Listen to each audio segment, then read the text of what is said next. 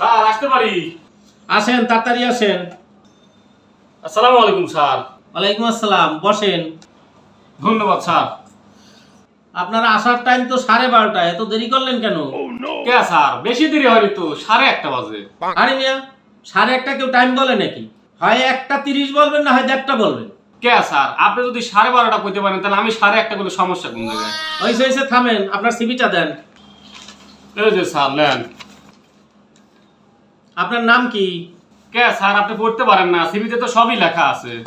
আচ্ছা ঠিক আছে, এখানে আপনার নাম লেখা আছে, কিন্তু এখানে তো আপনার বাবার নাম লেখা না। আপনার বাবার নাম কি?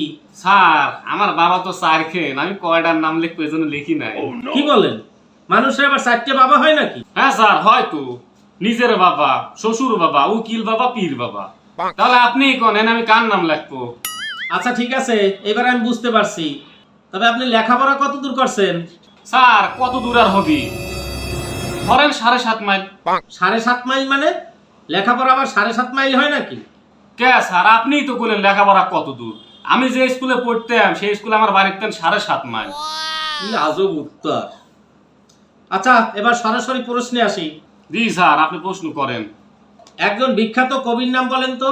স্যার, একজন বিখ্যাত কবির নাম রদ্দুর রয়। ধর্মিয়া, রুদ্র রায় একজন বিখ্যাত কবি নাকি? ও তো একটা ফালতু লোক। স্যার, সে লোক যেমনই হোক, সে কিন্তু একজন আর্টিস্ট। একজন আর্টিস্টকে সম্মান দিয়ে কথা কন আপনি। এবার দ্বিতীয় প্রশ্নে আসি। এখন আর কেন রবীন্দ্রনাথ জন্ম নেয় না? স্যার, এখনকার দিনে রবীন্দ্রনাথ ঠাকুর জন্ম নেবে কিভাবে? রবীন্দ্রনাথ ছিল হচ্ছে বাপ মায়ের 14তম সন্তান। আর এখনকার সময় পরিবার পরিকল্পনার স্লোগানে হচ্ছে 2 সন্তানের বেশি নয়, একটি হলে ভালো হয়। তাহলে স্যার আপনিই কোন, রবীন্দ্রনাথের মতো কবি কিভাবে জন্ম নেবে? হ্যাঁ, এ কথাটাও যুক্তি আছে। এবার তৃতীয় প্রশ্নে আসি। বলেন তো, সমুদ্রের পানি লবণাক্ত কেন? স্যার, সেও অনেক কাল আগের কথা। সমুদ্র দিয়ে 4 লবণের জাহাজ যাচ্ছিল, বুঝছেন? যাওয়ার সময় ঘূর্ণিঝড়ের কবলে পড়ে সে জাহাজ 4 ডুবে গেছে। তার থেকেই সমুদ্রের পানি লবণাক্ত হয়ে গেছে স্যার। বাহ, যথেষ্ট উত্তর দিয়েছেন। এবার চতুর্থ প্রশ্ন। ডাক্তার আসিবার পূর্বে রোগী মারা গেল, এটা ইংরেজিতে ট্রান্সলেট করেন তো। স্যার, আমি এটার ইংলিশের থেকে না আরবি ভালো করে পারবো। আচ্ছা ঠিক আছে, আরবিতেই বলেন তো। স্যার, ইন্না লিল্লাহি ওয়া ইন্না ইলাইহি রাজিউন। ধর্মিয়া, এটা কি বললেন? এটা কি আরবি উত্তর নাকি? স্যার, মানুষ মারা গেলে তো এটাই সবাই আরবিতে কয়। এবার পঞ্চম প্রশ্ন। মানুষ রাত্রে বিছানায় যায় কেন? বিছানা তো আর মানুষের কাছে আসতে পারে না, এই জন্য মানুষ বিছানায় যায়। আপনার প্রশ্নের উত্তর শুনে বোঝাই যাচ্ছে যে আপনি 7.5 মাইল লেখাপড়া করছেন। এবার লাস্ট প্রশ্ন। সঠিকভাবে উত্তর দিতে পারলে চাকরি হবে, না হয় হবে না। আচ্ছা স্যার, আপনি কোন। বলেন তো, বাংলাদেশের ঋতু কয়টি? স্যার, 6টা।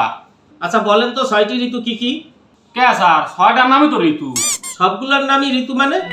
স্যার, আমার বোন নাম ঋতু। আমার যে আগে একটা গার্লফ্রেন্ড ছিল ওর নাম ঋতু। আমার ভাই শালীর নাম ঋতু। তারপর হচ্ছে আমি যে স্কুলে পড়তাম ওই স্কুলের ম্যাডামের নাম ঋতু। আমার মা একটা টিয়ে পাখি পালতো, ওই টিয়ে পাখির নামও ঋতু।